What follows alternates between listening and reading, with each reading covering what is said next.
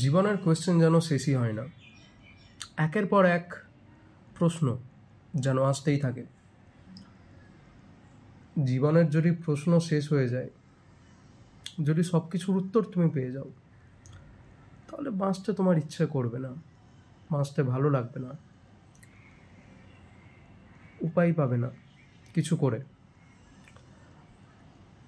কিন্তু মন তো আমাদের সবসময় কিছু না কিছুর অ্যান্সার খোঁজে, কখনো সেটা শান্ত থাকে না। মন সবসময় চঞ্চল। তুমি তোমার চঞ্চল মনটাকে কোন জিনিসে ফোকাস করাবে, শুধুমাত্র সেটাই তোমার হাতে। সেটাই যদি আমার হাতে হয়,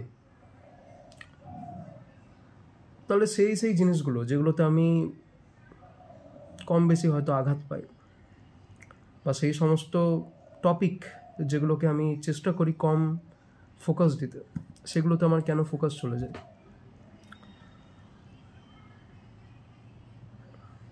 মন্দিরে কেন যাও তুমি?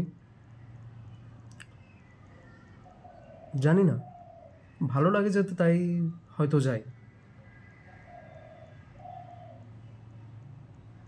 তোমার কাছে উত্তর অলরেডি আছে।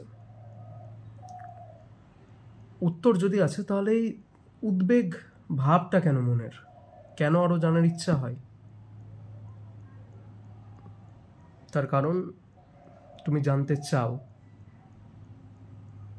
যেটা বাকিরা হয়তো কম জানতে চাইছে। কিন্তু আমি কি ভুল?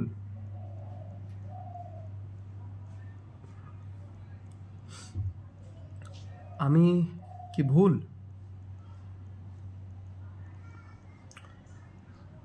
সেটা হয়তো সময় বলবে, তুমি ভুল কি তুমি ঠিক। তুমি জানতে চাইছো, জানো।